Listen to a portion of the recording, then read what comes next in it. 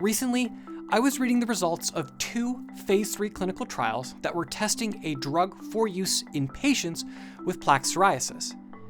But I don't really want to talk about the results of these trials in this video. I want to talk about something else: race.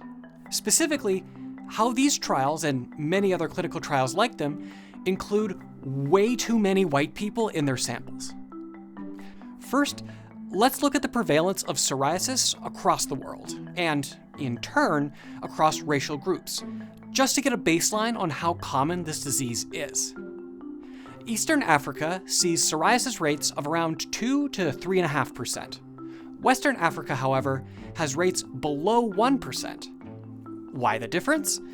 The leading theory suggests that this is because of genetic differences between these populations. People of Asian ancestry also have wide variations in psoriasis prevalence. According to one study, 13% of people from India develop psoriasis. Compare that to 8.5% of people from Malaysia and 5% of people from China. This too could be due to genetic differences, although that's much less clear in this case. Psoriasis rates in Mexico, Central America, and South America range between 1.5% to 4%. And in Trinidad and Tobago, 5% of people develop psoriasis. When we look at the United States, just over 3.5% of white people develop psoriasis, 2% of black people develop it, and around 1.5% of Hispanic and Latinx Americans develop it. It's worth mentioning, though, that both black and Hispanic people are likely being underrepresented in the United States' data. The reason for this is well known. These ethnic groups have been historically treated pretty poorly in Western medicine and medical research, which has made them rightfully wary to participate in studies. That makes it harder for researchers to recruit participants from these groups, and in turn, we're often underrepresenting Black, Indigenous, and people of color in medical research today. So let's just take a step back and look at the larger picture here. As we look at the prevalence levels of psoriasis across these populations, white people seem to get psoriasis just about as much as other racial ethnic groups, more or less. So when a study is testing new medication to treat psoriasis, we should see proportionate representation across all ethnicities, more or less, right? Although it's what we should see, it isn't what we actually see in practice. Let's look at the racial demographics of the phase 3 clinical trials that I was mentioning earlier.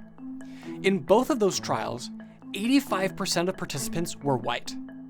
Only 3 to 6% of participants were black people, and only 5 to 9% of participants were Asian people. Now, let's flip back to the data on the prevalence of psoriasis. In the United States, where these clinical studies were done, white people are about twice as likely to get psoriasis than black people, at most.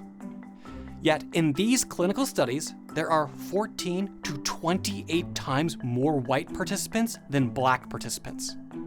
So how is this representative of the population of psoriasis patients? Now, I can totally hear you saying, Kyle, there's a lot of white people in the United States and Canada. The researchers were probably just matching the demographics of participants to the demographics of those countries. And I'd say, no, they're not, and show you the census data like this. In the United States, less than 60% of people are white. Now, you could also say, hey, maybe these were just 2 studies that overrepresented white people in their sample. And I'd say, hold on to your hat, because this is happening all the time. Just look at all of these phase 3 trials that have been done on treatments for psoriasis, and look at the percentage of white people across all of those studies. This problem is prevalent. And look at this. Many of the phase 3 trials here didn't even bother to break down the different ethnicities of their participants. They just referred to them as Caucasian or other. So why does this matter? Well, 1, taking steps to equally represent all races as much as possible is just the right thing to do. But 2, treatments like pharmaceutical drugs don't always affect people of different races in the same way. In fact, making this assumption could leave some groups of patients vulnerable to adverse outcomes, we simply can't know the benefits and risks for all patients if we keep testing new treatments almost exclusively on white people. Let me illustrate what I mean. Adalimumab is a drug used to treat hidradenitis suppurativa, a disease with a global prevalence between 0.5% and 4%, just like psoriasis. I actually did a video on this a while back, so go check it out. Anyways, this drug can also be used to treat plaque psoriasis. Here's that chart of phase 3 clinical trials again. And there is adalimumab. 91 to 95% of study participants were white in the 2 phase 3 trials that were done for it. And the researchers didn't provide data for any other racial ethnic group. Well, it turns out adalimumab has a nasty interaction with people who have the HLA-B1502 allele in the BCL2 gene. It causes Stevens-Johnson toxic epidermal necrosis, a spectrum of very serious and very deadly skin diseases, where large portions of your skin on your body blister and then peel off. This gene variant is present in 8% of Han Chinese people, an ethnic group that makes up about 18% of the global population, so about 1.5 billion people. But this gene variant only appears in 1% of white people, 8 times less. Representation matters in clinical trials. Without it, researchers might miss some serious drug interactions in studies that have the specific purpose of testing the safety of treatments for the general population, and not just the safety of treatments for white people. So, to summarize, these clinical trials, just like many other dermatological clinical trials, are for some reason heavily oversampling white participants.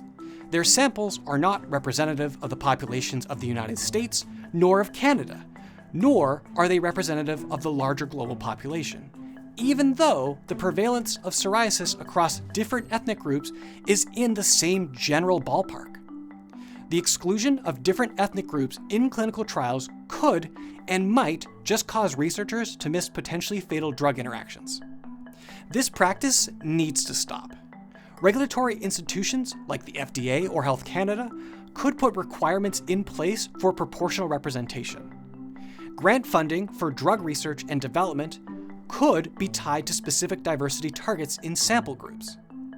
Healthcare researchers, professional bodies, and institutions could take steps to rebuild the trust of the groups that have been historically harmed through medical research.